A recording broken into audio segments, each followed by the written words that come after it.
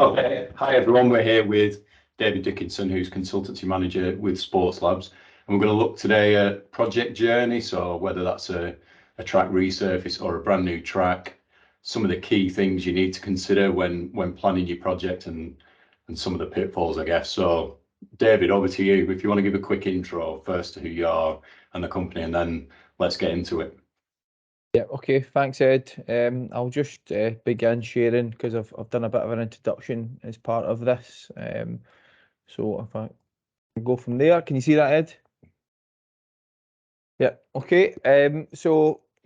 Thank you very much for having me. As I've said, my name is David Dickinson. I am the consultancy manager with Sports Labs. I'll tell you a wee bit about Sports Labs when we go. I've also got a fairly interesting sporting background, being a football referee. So you'll see my contact details here. If you have any questions, please keep them related to athletics tracks and not about my refereeing decisions if you see them. That would be appreciated. And that's me in action there in the Scottish SPL. So in terms of what we're going to cover as part of this presentation, I'll firstly, as I said, do an introduction, background to Sports Labs. I'll do a quick overview of projects, construction teams, stages of projects, generally speaking. The consultant's role, both generally and on an athletics project, kind of what level of engagement you'd be looking to bring a consultant in, what are the sort of common pitfalls of a project, and then I'll be quite specific on some sports project related ones, a few athletics tracks in there as well. Key recommendations and points is which I'll finish off with, and for questions you'll have contact information. You can shoot me as many questions as you want. So that's what we're going to cover. So introduction and background. So Sports Labs, we've got a bit of a global presence going now. I'm based out of Scotland, Livingston, which is our head HQ, but we've got satellite offices within the UK. There's two bases in England. There's one in Northern Ireland, and then there's others spread out around the world really, and that's some of the locations that we are present in. So we do, that's our sort of visions, our purpose. You don't need to read that, but the bit at the bottom is important, is that we want people to play in a safe environment on the highest quality sports surfaces, which is really our main goal. And you can read that in your own time, but basically we're really wanting to maximise the use of synthetic surfaces and sports surfaces in particular. So our services, you've seen that global presence. We don't do everything everywhere, but generally speaking, the following list of services is kind of what we get involved in. So we do product testing, so any new products in the market, so any new athletics tracks when they come along, we'll have to go through a product testing process and be accredited in the lab environment to World Athletics normally as a level or any relevant regional standard. And they'll come into our lab environment and go through these various tests. So that's quite a big part of what we do. That follows on from field testing. So we go out onto site and we do performance testing. So quite a lot of you might have had track mark inspections and testing, or World Athletics or old IAAF testing. We would do a lot of that, and we are accredited to do that. And that takes us all over the world, not just here in the UK. The natural turf testing is something we got into a few years ago, and it's quite a big growing part of the business, but we do a lot of surface testing of natural pitches with our subsidiary company ProPitch, and that's been something that's been pretty good. And then the bit that I'm going to talk about today is the consultancy side, which is, if you think a bit like an architect, project manager, we kind of do both of these roles into one and help take projects through from early feasibility all the way through. And we'll discuss that later. We do other kind of strange things as part of our research and development, that we do continually research and develop and do additional services, and some would be the player monitoring devices, tracking, testing them. We do ball testing, which has been something that's grown for us in the last couple of years. We do goal line technology testing, checking that the ball was over the line when we talk about football at the sort of highest level. So there's all sorts of weird and wonderful things. The VAR assessments, which links in well with my refereeing background, but we check the validity of offside lines and for the TV broadcasters, which just shows the kind of multi-diversity things that are happening.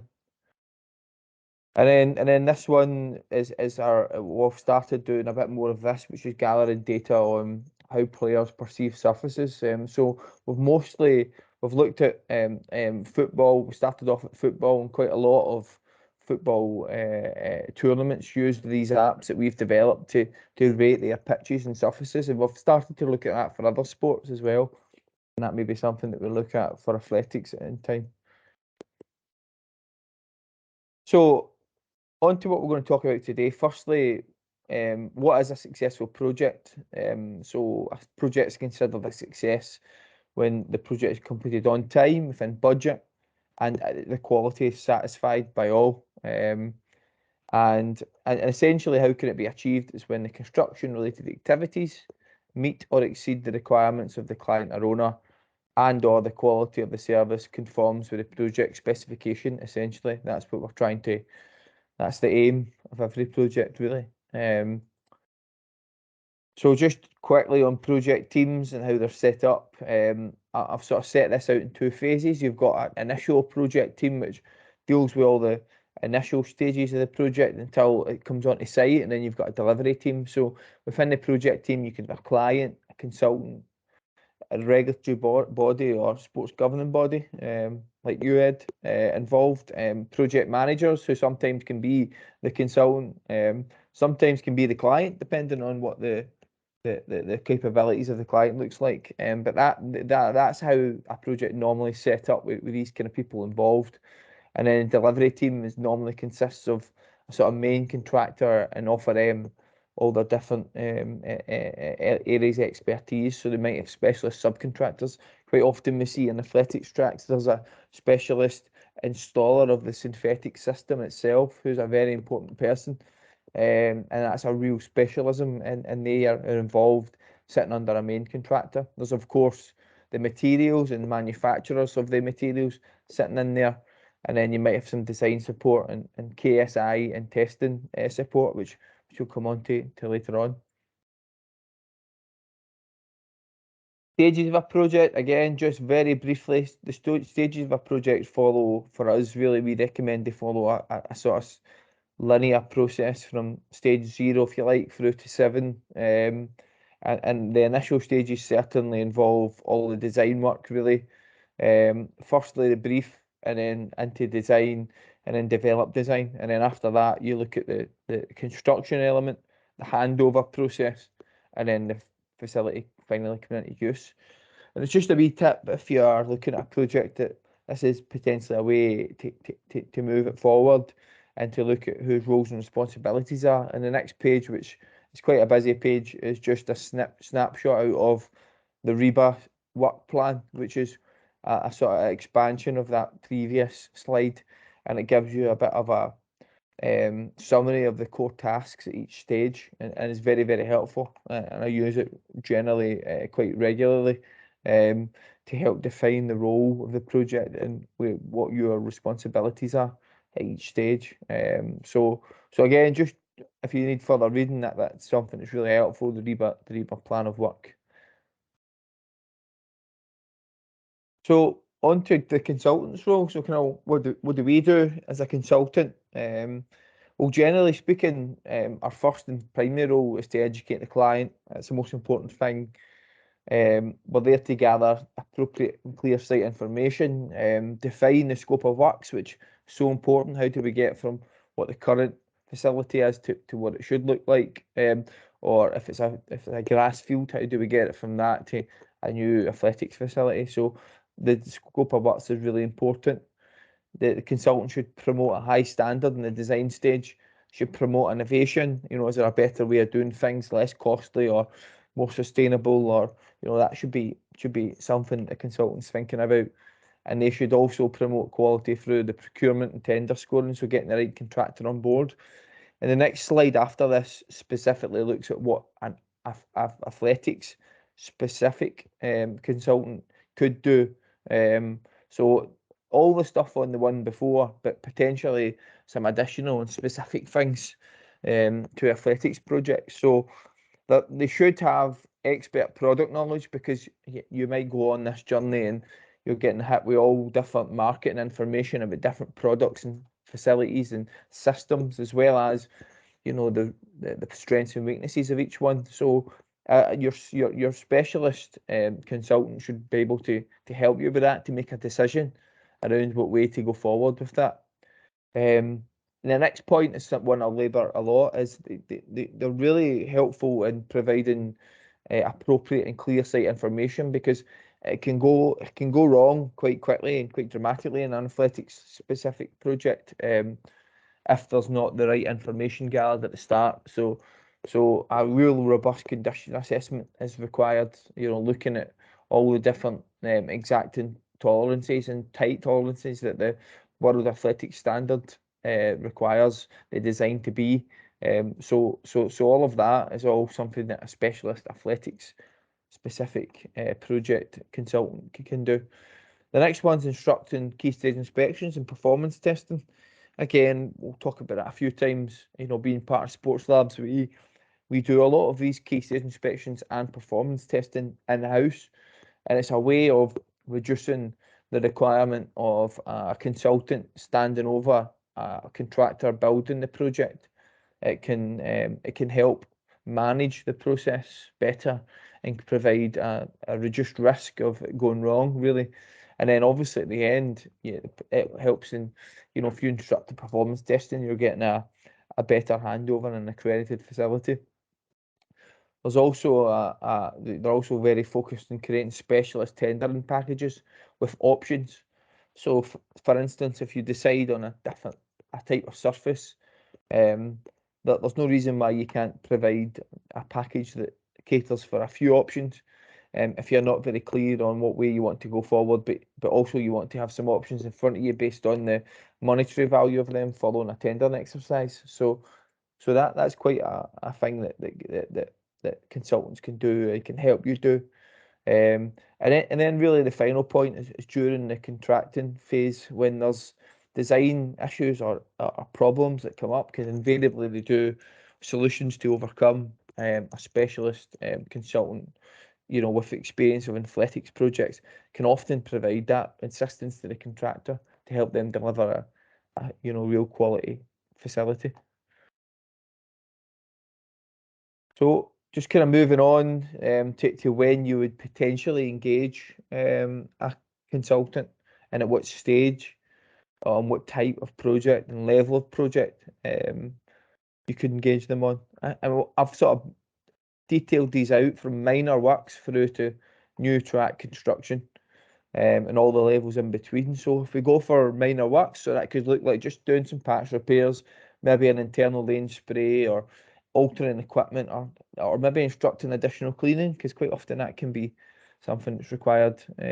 But really, it might be something within your own needs, your own capabilities to do that, to instruct that. You might want the support of a consultant, but often it's, the cost of doing that might be something that you don't want to stump up, and you've got a real small budget and you want to just look at potentially having a contractor do these things directly. So that's fine. There's consultants can support on the phone, or the likes of Ed can support you if you need a wee bit of a hand with some of this stuff. But quite often you don't really need the full consultant for that role. But when we start to move to the next stage, when you're looking at a full track respray, again, it sounds like it could be fairly straightforward, but quite often with a respray, there's other scopes of work to be considered. There's, alterations to events and safety margins and other areas. There's also quite often deep repairs needed, because when you clean the track, or there's maybe areas of the track that's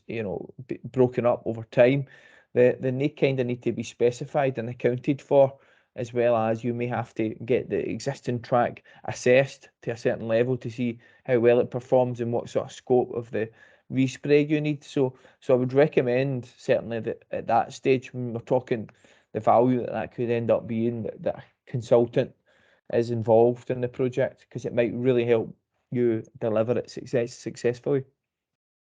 The total resurface, which is the next sort of level, where you would be taking the track system off.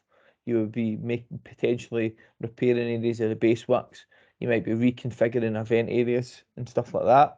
Then absolutely that's where the sort of expertise of a consultant would really be helpful. So strongly sort of recommended that they're required essentially to come in at that stage. And we'll talk about some of the reasons when we talk about the pitfalls, why you would be required. But just think about base works and how how you could substantiate that and get that cleared up at the start, how much is required. So we'll talk about that later on. But from the resurface on, really, I would say it's a requirement. When we look at the new track construction, it might not only be that there's a specialist track consultant involved. There may be a requirement to have a bigger design team for that.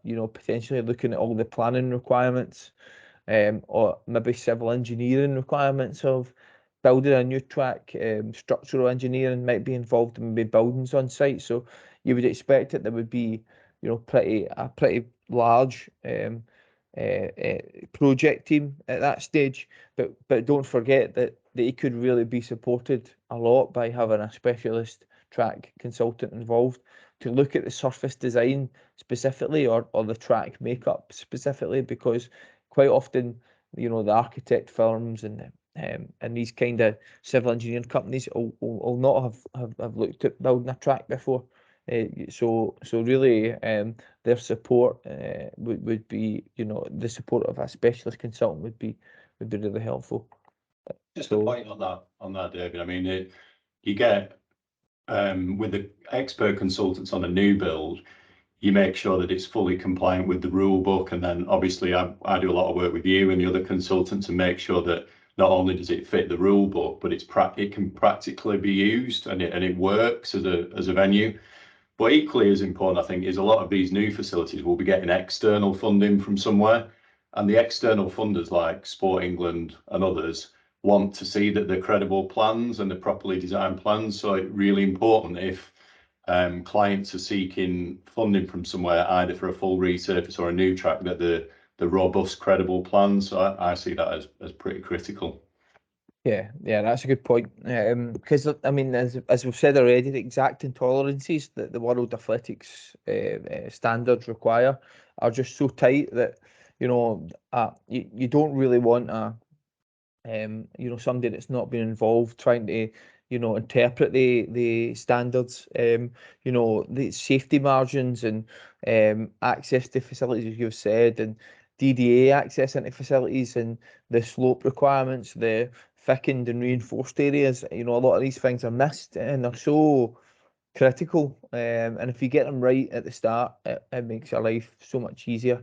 And also really supports the contractor building it. They've got to be provided drawings that are right in the first instance. And we're not. The other thing is you're not negating a lot of the design to the contractor. You're doing it as traditionally as you can. So a lot of the design work's done up front. So the contractor's getting the most out of the design package they've been provided. So hopefully that gives you an idea or level of engagement, and what kind of level that you would be looking to engage with the likes of consultant. Oh, wait a bit. Yeah. Okay. So the next section of this looks at pitfalls of projects, and on the screen at the moment we've got various pitfalls, and pitfalls are problems really. Issues with projects, and there can be many, unfortunately. What we will cover as part of this is we'll cover off 5 of these throughout the rest of this presentation, and with some recommendations of how you could potentially minimize them, with some steps that we'll look at.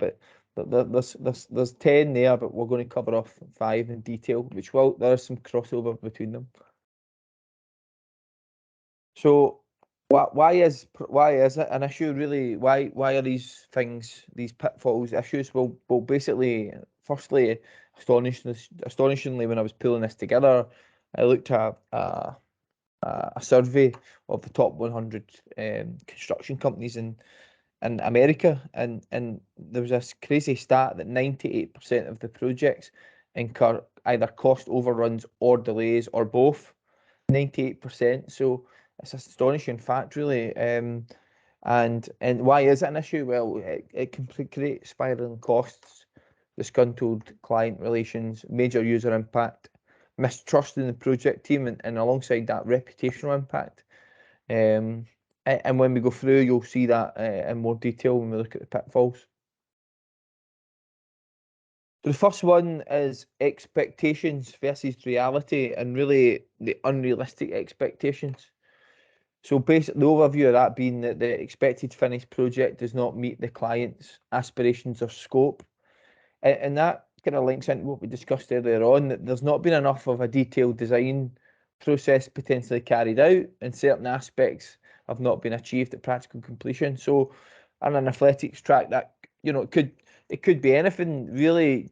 You'd like to think that, like, the surface design and all that has been properly detailed and designed. But one issue that comes up often, unfortunately, at times, is to do with line markings. If the line marking process has not been designed at the start, so the standard line markings are fine, but quite often clubs, regions have specific line marking requirements for different age groups, or potentially they want to look at putting training markings on the back straight, or a proportion of them, and sometimes this can be just an issue that crops up right at the end of the project and creates a problem. So what needs to happen, and what I really recommend, really, is, let's take that issue aside, is that all key stakeholders are involved in the project briefing. So when the project is decided at the start,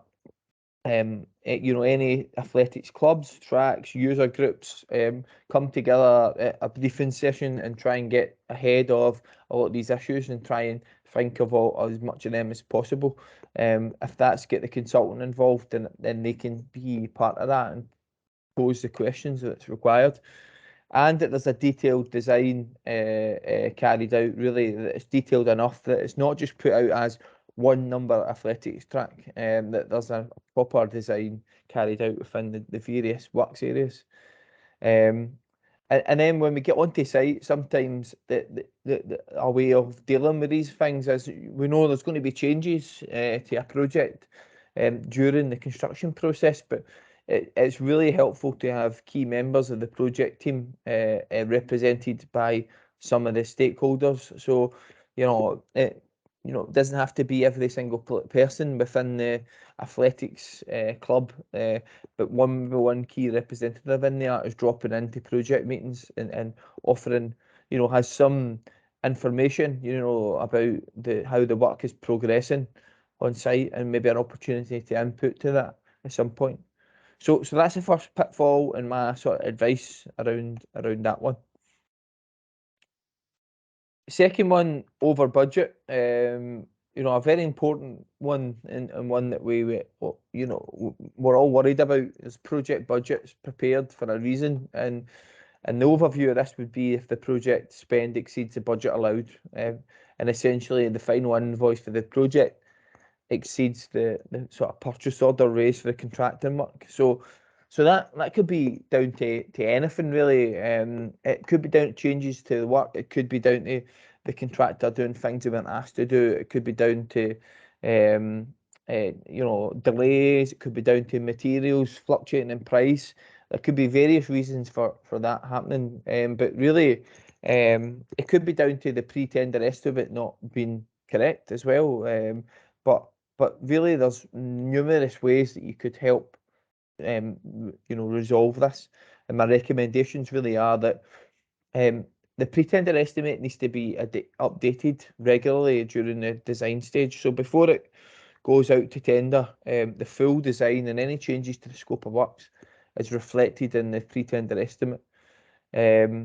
All the key risks in the scope are clear, and they're included within the costed estimate. So there's you know, that if there's anything that may come up and as part of the work, and with athletics tracks, pardon me, I'll go back. Back. With athletics tracks, quite often, some of the risks are involved with that are to do with the base works, to do with the remediation of the base works in particular, or the extent of the civil work and the condition of the existing facility, and when we look at refurbishment projects. So there is risks and issues that could come up, but the next point links into that is have a added contingency sum. And when I speak about the case studies I'm about to talk about in the next slide, you'll see how we've overcome that before.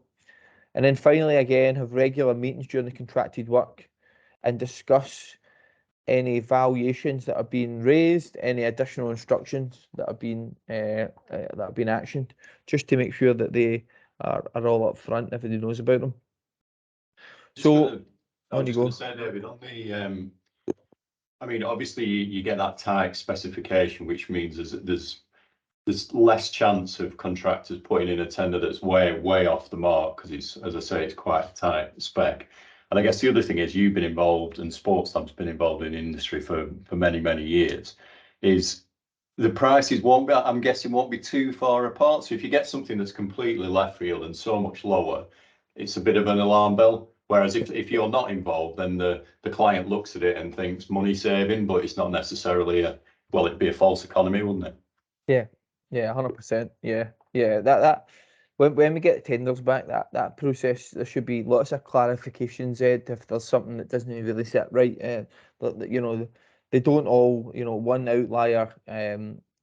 It's fine. There's normally, you know, somebody that's high, somebody that's low, but they shouldn't be, you know, as you say, you know, unreasonably low. And that should be queried. And that process is, it's quite important, and it's quite difficult in this day and age, Ed, with that, is because people are obviously attracted to the lowest price tenderer, but they need to understand what they're getting provided for that. You know, so there's been instances where we've seen things missed off the pricing schedule and all that kind of thing, when we looked at it properly, and you know, our contractors may have been instructed to site, and then they've missed something and they're challenging you because they've not priced it, but that's their responsibility. So things like that, there's a lot of due diligence needed. You'd like to think that that's all getting done through the procurement process. But in particular, this over budget and related to works on site, I'm just looking at two case studies here, which are two projects where which we were involved in, where we identified that there was a requirement to do additional civil work to these tracks. You know, the clients in particular didn't have much knowledge about how the existing bases were in terms of their condition. So we had to look at doing, you know, a various things that which we'll come on to actually later on to define the scope of works. But what we asked for is that additional works items were included within the pricing schedule, and that the contingency sum that was agreed before we went out to start the work exceeded the value of these additional works, so that in reality the client wasn't having to go back to, you know, if it was board level or cabinet level, to request additional funds to finish a project. They had the money sitting there within the budget allowed for the project, and it could be called upon if need be, depending on the scope of works, because we don't know all the time if these additional works are needed until you go stripping a track, you know. So that was how we tackled these, and how I'd recommend that they're tackled for others. So the next one is over program, which is kind of one of the biggest bugbears that we find, and we know how harmful this can be, and you know, how does that happen? Sometimes it happens at the initial stage, because the program's not detailed enough. It doesn't reflect the scope of works. It doesn't reflect the design that's required to get through the stages. It doesn't just happen overnight. You know, these design packages take a bit of time to pull together. So sometimes that can make a project overrun. Design and planning, I mean, if you need to do the planning process, think of what your stage is, your weeks look like, and times it by 4 or 5 because it's expected to take that long. It will take a long time, especially for an athletics facility, given the size of it. We've been involved in a few that have went through the design stages, and it just takes time to make sure that the full design and planning process is carried out properly, and all the external factors that influence that, specialist reports and all the requirements to sort of meet the local planning needs. So that can cause it to be over program. Procurement invariably takes time. So to tender a job, to get something decided, to score it, to appoint a contractor, to get contracts in place takes time. And then the one that most folk will relate to is probably the construction phase. So quite often, like material procurement, getting materials on site can cause a project to go overrun. Weather constraints, because we can't lay polymeric material in inclement weather, it really that can sometimes have a massive impact, because a project might not be finished in time for the bad weather coming, really. And quite often it's not been the first time where projects have been left at a certain level at the end of October and not touched until the spring months. So weather constraints are really important, and planning for that is important. Labour and plant issues from contractors, defects in quality of the installation itself, that can all cause a project to go over programme. So some tips to deal with that really is that the initial project is sensible and achievable. Right through till planning the construction phase. Don't plan the construction phase for during winter months, because it's not achievable. I plan it, plan the program looking ahead to either a spring or summer period. Make sure everybody knows that's when it's happening, and make sure it's fully incorporates all the design. During the design, just make sure it's updated all the time. It includes planning and any detailed design.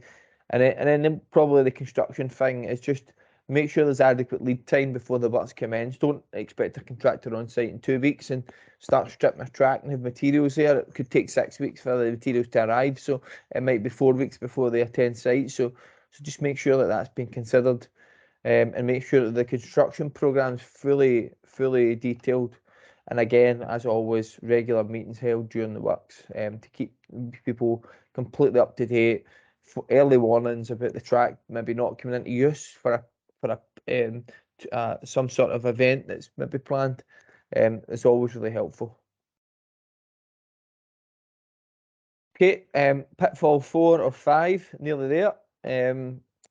Changes to the scope of works. That's a real issue that we find in projects, not just athletics projects, but essentially the eventual scope of works has been changed during the works process.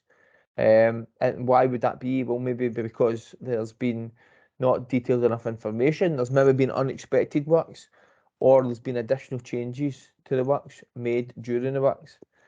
And what issues can that cause? Well, as we know, programme delays, financial impact and budget. So really this pitfall 4 relates back to the two of the ones previously. It also causes extra effort, resources and time for everybody involved in the project team. So it's really important that changes to the scope of works are minimum.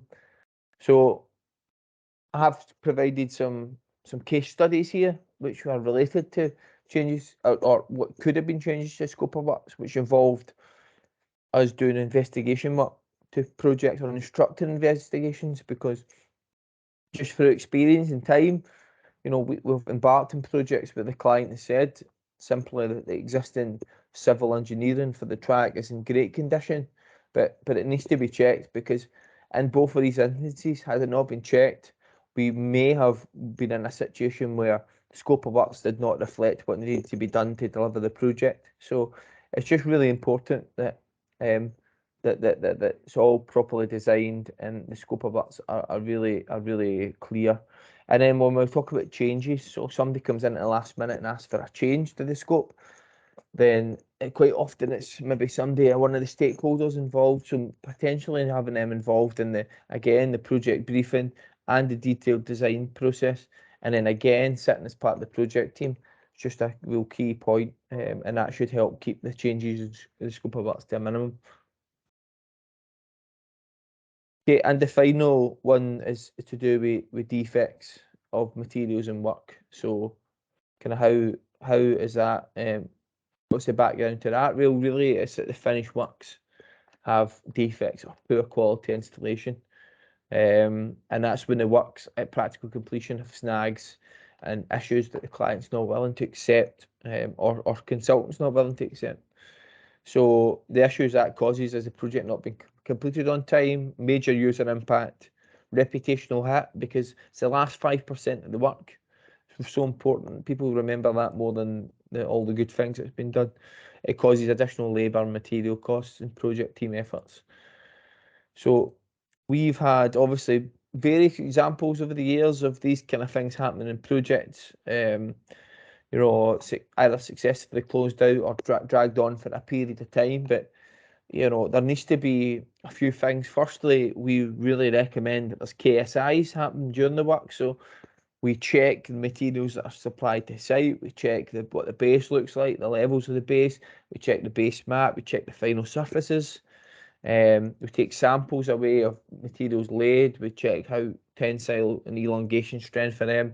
And then towards the end of the project, there's just a real requirement, pardon me, to allow for a robust defects approach, which involves getting onto site, identifying any issues early, asking for them to be remediated before it's handed over. And that really, really helps. And set clear deadlines and timescales for correcting these defects to the contractors.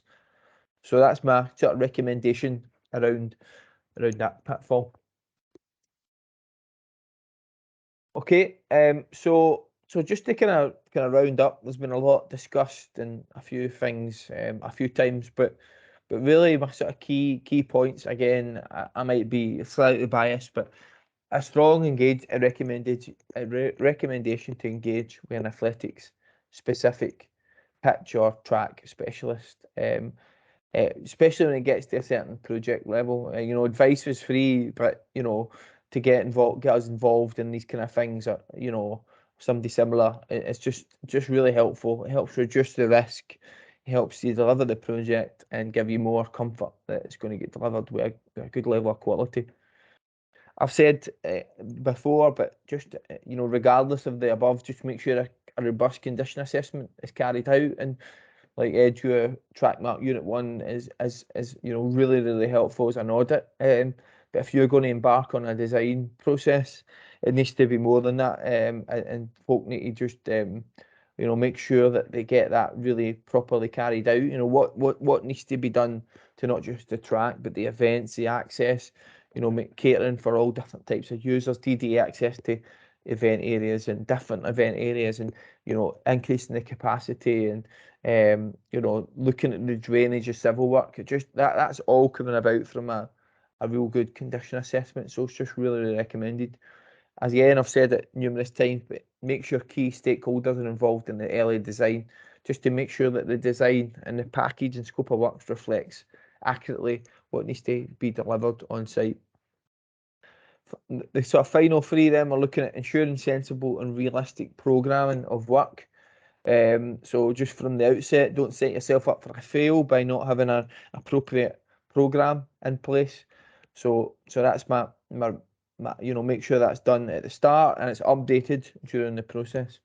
And I've not mentioned it overly, but something that I know you're keen on, Ed, is to have a list, use this list of accredited contractors or really relevant experienced contractors to do the work, because you know, it's very specialist, this work involved, especially to do with the athletics track. So there's a list there.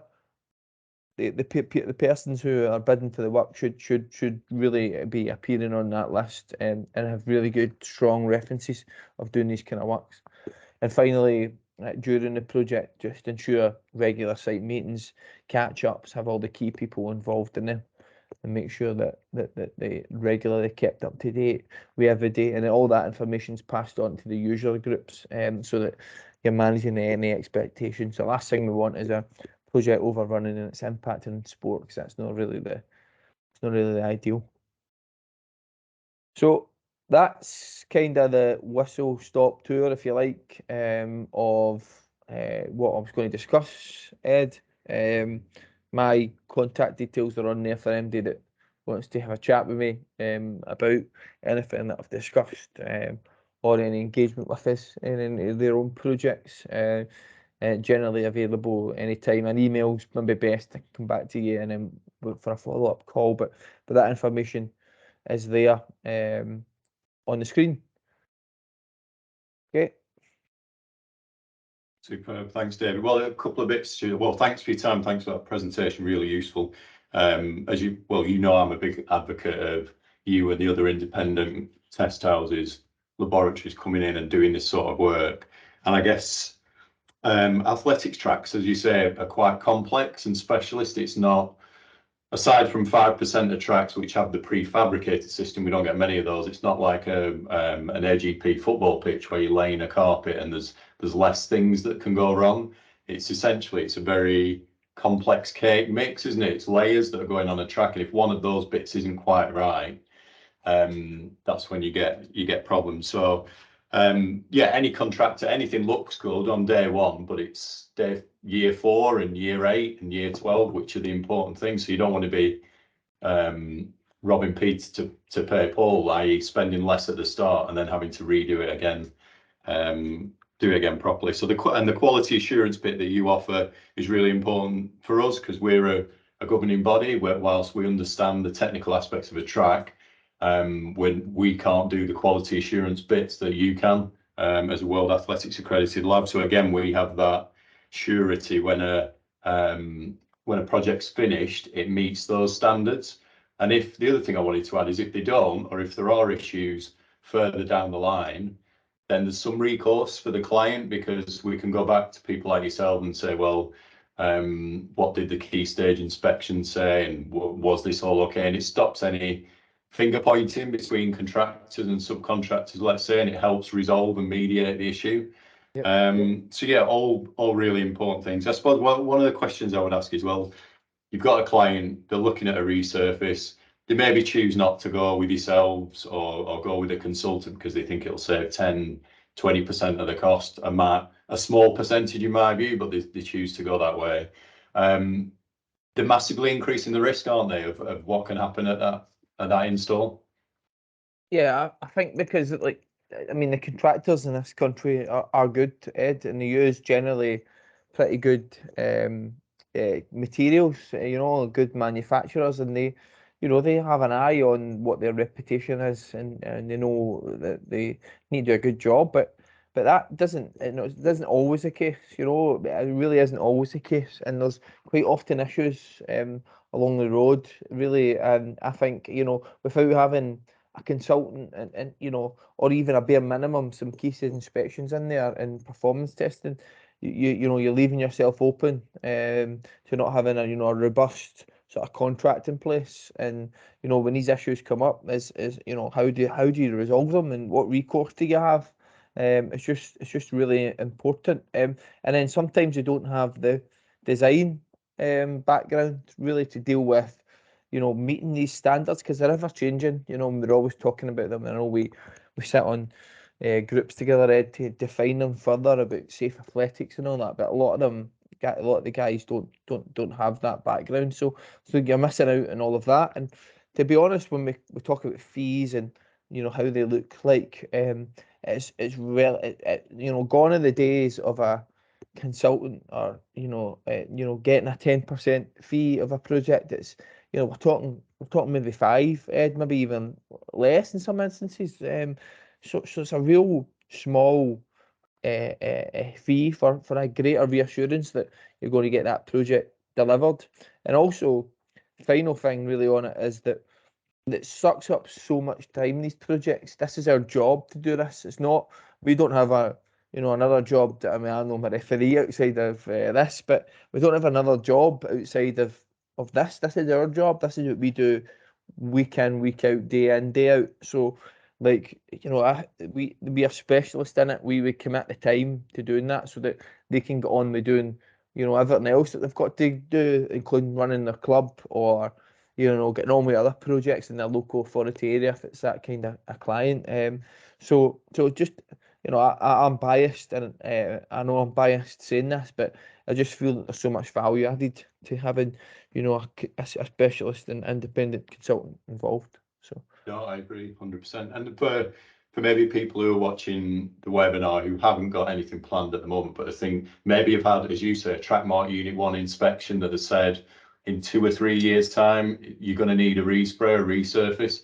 I guess you're happy for them to make that call for a bit of free advice early on. It doesn't have to be a formal engagement. yeah, there's no that in terms of we know how it works quite often. There's, you know, chicken and egg stuff because people need to raise capital and funds, and I know it's very, very difficult in this day and age to do that. So we'll help with budget costs, we'll help with, you know, assessment of end of life and give you some options and what different services look like and, you know, the kind of costs associated with them because you know, and you know, let them go away and raise the capital and, you know, and we'll help with all that until it becomes a project really. So early engagement is better for us than coming in late in the day. So we're happy to help, you know, on the phone, maybe, you know, or do a wee bit of work to try and help the project become a reality really. So yep. Superb. Well, thanks for your time today, David. That's been really useful. Thanks very much. Thank you.